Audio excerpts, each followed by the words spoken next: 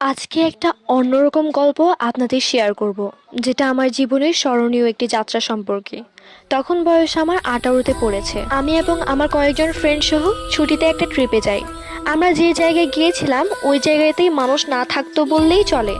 আমার এই জিনিসটা খুবই অস্বাভাবিক লাগে। এমনকি আমরা যে বাংলোতে উঠেছিলাম ওই বাংলো ছিল জঙ্গলের একদম মাঝখানে। আমরা মূলত 5 জন ছিলাম। গাড়ি যেতে যেতে মাঝপথেই বন্ধ হয়ে যায় আর আমরা জঙ্গলের পথ ধরে হাঁটতে শুরু করি। হঠাৎই মনে হলো একটা গরম টাটকা হাওয়া আমার পাশ দিয়ে চলে গেল। তখন রাত নেমে এসেছিল। আমি ব্যাপারটা তেমন সিরিয়াস ভাবেই নিইনি। তারপর এদিক ওদিক না তাকিয়ে আমরা সোজা বাংলোতে গিয়ে পৌঁছালাম।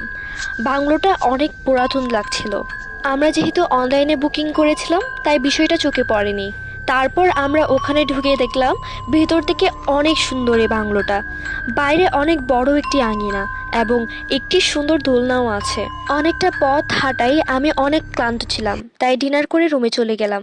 বাকিরা ওখানে গল্প করছিল। সেদিন সেই রাতটা অস্বাভাবিক শান্ত ছিল।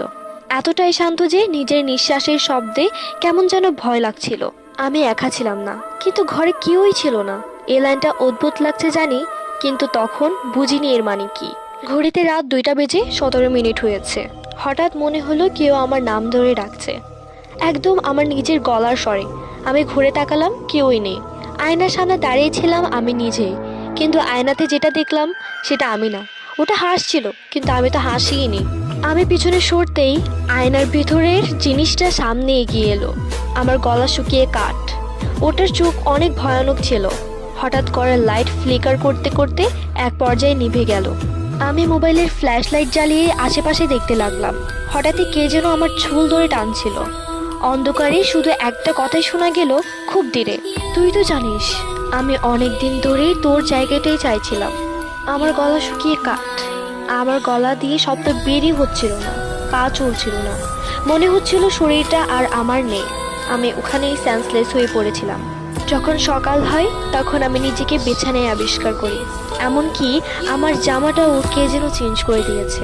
এইদিকে আমি অনেক ভয় পেয়ে দৌড়ে নিচে আসি। তখন ব্যাপারটা আমি সবাইকে জানালেই সবাই বলল আমি নাকি সারা রাত স্বাভাবিক ছিলাম, হাসছিলাম, কথা বলছিলাম, এমনকি চাও বানিয়েছি। কিন্তু একটা জিনিস কেউই খেয়াল করেনি, চা আমি বানাইনি। আমি তখন আর কিছু বলার সাহসই পাইনি। আজও আমার কানে অস্বাভাবিক আওয়াজ বাজে।